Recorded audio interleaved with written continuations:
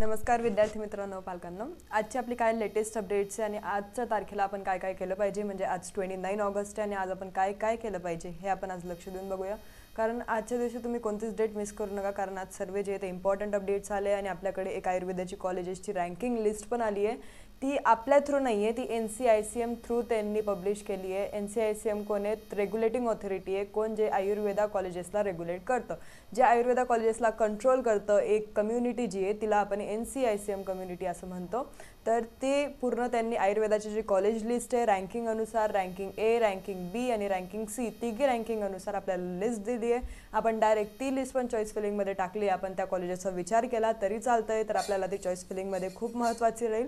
आणि Maharashtra CET sale वेबसाईटला आपल्याला दिसतंय की आपली जी ऑनलाईन रजिस्ट्रेशन आहे ती आजपासून 1 तारखेपासून चालू होणार आहे. तर 1 तारखेपासून चालू झाल्यावरती 4 तारखेपर्यंत चालणार आहे. ज्या लोकांनी आतापर्यंत रजिस्ट्रेशन केलं नसेल त्या लोकांनी रजिस्टर करून घ्यावं आणि त्यांनी इथे सेशन अप्लाय जे आहे ते बोथ कोटासाठी करावं, कारण नंतर रिग्रेट नको राहायला. आपण स्टेट कोटा आणि IQ कोटा दोघींसाठी जे ते रजिस्ट्रेशन करू शकतो. आपण 6,000चं रजिस्ट्रेशन ते करू शकतो आणि मी तुम्हाला सजेस्ट करेल की तुम्ही 6,000 वालच करा.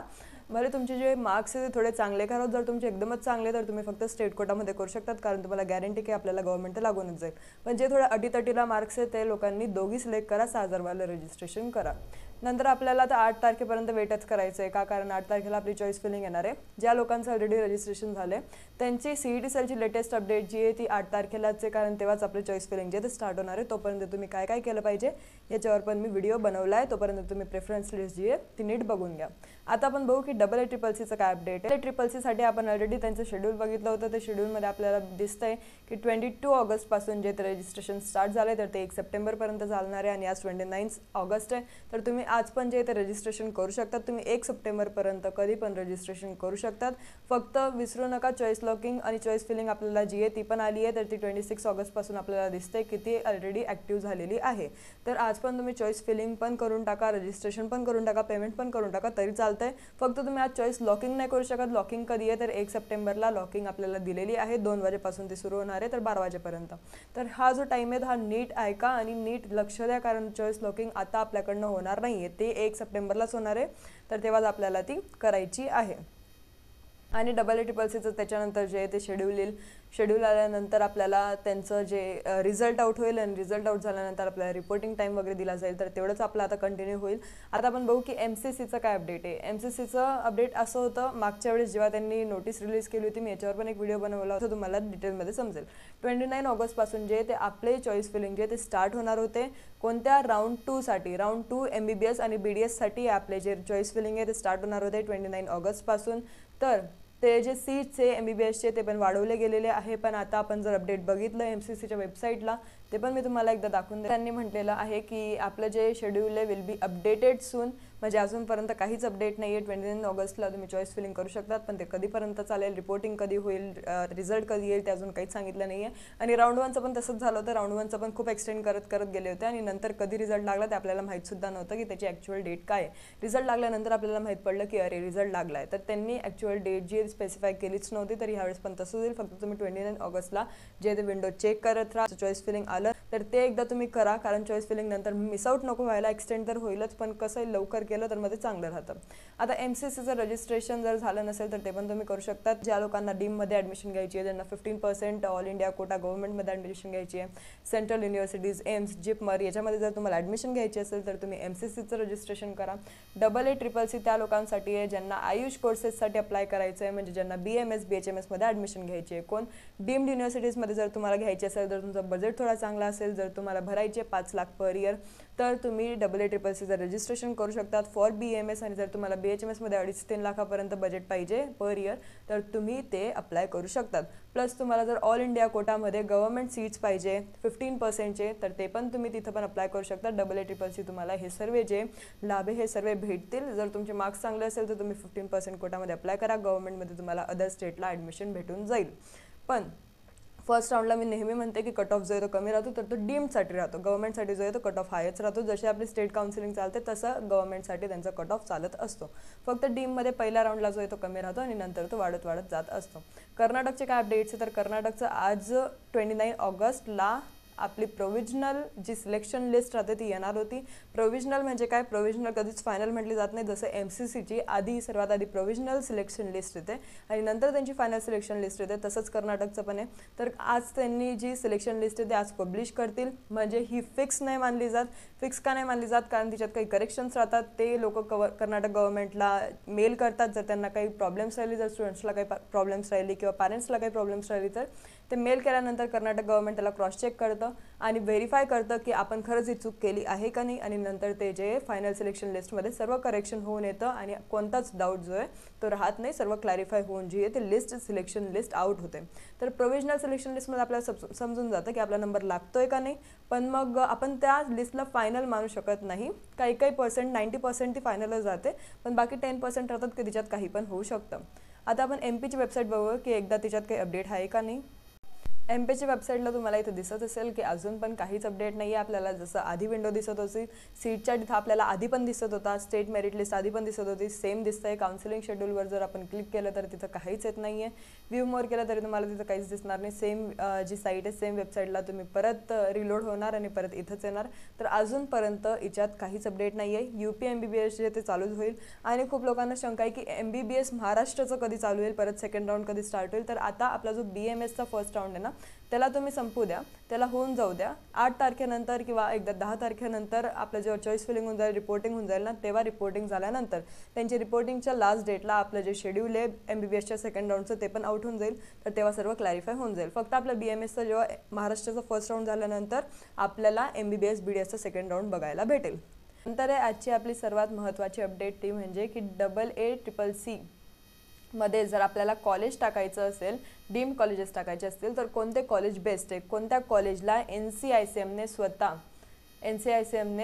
स्वतः क्लॅरिफाय केलं आहे, त्यांना व्हेरीफाय केलं आहे आणि व्हेरीफाय करून त्यांनी ग्रेड A रँकिंग त्यांना दिलेली आहे. असे कोणते कॉलेजेस आहे, आपण कोणत्या कॉलेजेसला टाकलं पाहिजे चॉईस फिलिंगमध्ये किंवा कोणत्या कॉलेजला गृहीत धरलं पाहिजे, कशी आपण प्रेफरन्स लिस्ट बनवली पाहिजे, तर ते सर्व आपण या व्हिडिओमध्ये बघू. कारण ग्रेड A कॉलेजेसला आपण ऑब्व्हियसली आधीच ठेवू, आपण त्यांना प्रायोरिटी देऊ, कारण त्यांनी काहीतरी फॅक्टर्स आहे जे फॅक्टर्स थ्रू त्यांनी ग्रेड A रँकिंग जी आहे ती दिलेली आहे. भले त्यांचं इन्फ्रास्ट्रक्चर राहो, त्यांचं कॅम्पस राहो, त्यांचं टीचिंग स्टाफ राहो, प्रॅक्टिस राहो, या सर्व ज्या फॅक्टर्स आहे, सर्व जे गोष्टी आहे, हे सर्व लक्षात ठेवून जे NCICMने यांना ग्रेड A दिलेला आहे. सेम लिस्ट आपण ग्रेड B आणि ग्रेड C साठी पण बघू शकतो. तुम्हाला जर बघायची असेल तर मी ऑलरेडी ती व्हॉट्सअप चॅनलला सेंड केली आहे, तुम्ही तर जॉईन करू शकता आणि तिथं तुम्ही बघू शकतात. आता इथं आपण फक्त महाराष्ट्राचे बघू, कारण आपल्याला महाराष्ट्राचंच इम्पॉर्टंट आहे. आपण जर टाकू डीम्ड युनिव्हर्सिटी तर आपण महाराष्ट्राचीच टाकू. तर महाराष्ट्रामध्ये पहिली जी डीम्ड युनिव्हर्सिटी त्यांनी सांगितली आहे ती म्हणजे DY Patil college of Ayurveda and research institute, कुठलं विद्यानगर सेक्टर 7 तालुका नेरूड, नवी मुंबईचं जे कॉलेज आहे त्याची फीस जास्त आहे. नवी मुंबईची कॉलेजची फीस अराउंड 10 लाख आहे पर इयर. तर ते तुम्ही गृहीत धरू शकतात. तिचं कट ऑफ पण खूप कमी जातं जस्ट बिकॉज त्याची फीस खूप जास्त आहे. म्हणून जर तुम्हाला हे कॉलेज घ्यायचं असेल तर तुम्ही फर्स्ट राऊंडमध्येच टाकून द्या. तुम्ही आधीच काय ते ठरवून घ्या की तुम्हाला कोणतं कॉलेज घ्यायचं आहे, तर तुम्ही हे पण टाकू शकतात, हे पण तुम्ही गृहीत धरू शकतात. हे एक कॉलेजला त्यांनी चांगली रँकिंग दिलेली आहे. नंतर येतं आपलं महात्मा गांधी आयुर्वेद कॉलेज हॉस्पिटल वर्धाचं, तर हे याला पण त्यांनी चांगली रँकिंग दिलेली आहे. हे जे दोघी कॉलेजेस आहे हे दोघी डीम्ड कॉलेजेस आहे. एक आपलं वर्धाचं आपण ज्याला दत्ता मेघे नावाने ओळखतो, एक ते आणि एक DY पाटील नवी मुंबईचं आहे. नंतर आपल्याला दिसतंय की हे GD पोल फाउंडेशनचं कॉलेज आहे, ते सेमी गव्हर्नमेंट कॉलेज आहे. तर हे पण कॉलेजला तुम्ही गृहीत धरू शकता, हे खारघरचं कॉलेज आहे. नंतर येतं आपलं महाराष्ट्राचं doctor DY Patil college of Ayurveda and research centre पिंपरीचं, म्हणजे पुण्याचं जे DY पाटील आहे याची फीस कमी आहे. याची फीस अराउंड 7.5 लाख आहे. 6 लाखापर्यंत आपल्याला जातं. हॉस्टेल मेस इन्क्लूड करून तुम्ही 7-8 लाखापर्यंत ते जाऊ शकतं तुम्हाला. तर हे पण तुम्ही गृहीत धरू शकतात. नंतर आपल्याला महाराष्ट्राचं कॉलेज येतं Pune district education association college of Ayurveda and research centre, ते डिस्ट्रिक्ट पुणे हवेलीला ते प्रेझेंट आहे. या एका कॉलेजला रँकिंग A दिलेली आहे. नंतर आपल्याला संभाजीनगरचं एक कॉलेज भेटतं आहे, औरंगाबाद संभाजीनगर छत्रपती शाहू महाराज शिक्षण संस्था आयुर्वेद महाविद्यालय, CSMSSS ज्याला आपण ओळखतो ना शॉर्ट फॉर्मने, ते हे कॉलेज आहे. त्याला पण त्यांनी रँकिंग 1 दिलेली आहे. जर तुम्ही संभाजीनगरचे आणि जर तुम्हाला तुमच्या होमटाऊनमध्ये कॉलेज पाहिजे असेल तर तुम्ही याला प्रायोरिटाईज करू शकतात. नंतर आहे honourable Shri Annasaheb Dange Ayurveda medical college post graduate training, इथं PG पण UG पण अवेलेबल आहे. हे कॉलेज सांगलीला प्रेझेंट आहे. नंतर आपल्या इथं महाराष्ट्राचं आरोग्य मंडळ सुमतीबाई शहा आयुर्वेद महाविद्यालय, तर हे पण हवेली म्हणजे पुण्यालाच प्रेझेंट आहे. नंतर आपलं इथं महाराष्ट्राचं सेठ गोविंदजी रावजी आयुर्वेद कॉलेज, हे सम्राट चौक म्हणजे कुठे प्रेझेंट आहे, सोलापूरला प्रेझेंट आहे, हे पण तुम्ही गृहीत धरू शकतात. हे जे कॉलेजेस आहे ना, याच्यात UG प्लस PG दोघी दिलेले आहे. ऑलमोस्ट जे महाराष्ट्राचे कॉलेजेस आहे त्याच्यात UG आणि PG आपल्याला दोघी बघायला भेटतील. आतापर्यंत जे आपण कॉलेजेस बघितले ते डीम्ड आणि सेमी गव्हर्नमेंट होते. आता आपल्याला गव्हर्नमेंट कॉलेज बघायला भेटेल, जे की नांदेडचं आहे. नांदेडचं गव्हर्नमेंट कॉलेजला पण तुम्ही एक प्रायोरिटाईज करू शकतात, कारण तिथल्या कॉलेजला रँकिंग A दिलेली आहे. नंतर आपल्याला येतं श्री धनश्री मानव विकास मंडळ, हे कॉलेज हिंगोलीचं आहे. तर याच्यात फक्त UG आहे, याच्यात PG त्यांनी दिलेली नाही आहे, कारण अजूनपर्यंत ते आलंच नसेल. डॉक्टर वेद प्रकाश पाटील आयुर्वेद कॉलेज जालनाचं, याला पण फक्त UG आहे, PG नाही आहे. नंतर आपल्या इथं टिळक आयुर्वेद महाविद्यालय पुणे रस्ता पेठला हे प्रेझेंट आहे, याला पण तुम्ही प्रायोरिटाईज करू शकतात. महाराष्ट्राचं नंतर आहे तर श्री गंगाधर शास्त्री पुणे आयुर्वेद कॉलेज अहमदनगर डिस्ट्रिक्टला हे प्रेझेंट आहे, याला पण तुम्ही प्रायोरिटाईज करू शकतात. नंतर महाराष्ट्राचं भारतीय विद्यापीठ जे ते पण डीम्ड कॉलेज आहे पुण्याचं. बाकी आपण बघितलं की सेमी गव्हर्नमेंट आणि डीम्ड ऑलरेडी गेल्यावरती हे पण एक डीम्ड आहे. डीममध्ये आपण DY पाटील मुंबई, DY पाटील पुणे, भारतीय विद्यापीठ आणि एक दत्ता मेघे बघितलं म्हणजे Mahatma Gandhi research centre Ayurveda college, ते पण तुम्ही करू शकतात, ते पण इथं अवेलेबल आहे. नंतर लोकनेते राजाराम बापू पाटील आयुर्वेद कॉलेज, हे सांगलीला प्रेझेंट आहे. वालवा तालुका आपल्याला इथं दिसत आहे. नंतर प्रवरा मेडिकल ट्रस्ट, आता प्रवराची जे 2 ब्रांचेस आहे, आता त्यांचं मागच्या वर्षी म्हणजे 2 वर्षापूर्वीच डीम्ड ओपन झालं. तर एक डीम पण आहे, एक सेमी गव्हर्नमेंट पण आहे. तर इथं आपण बघतोय अहमदनगरचं म्हणजे शेवगावचं कॉलेज जे आहे ते सेमी गव्हर्नमेंट आहे, म्हणजे काय प्रायव्हेट कॉलेज आहे. इथं डीम्ड त्यांनी दिलेलं नाही आहे. डीम्ड आपल्याला भेटतं, पण इथं आपण सेमी गव्हर्नमेंटच धरून चालू.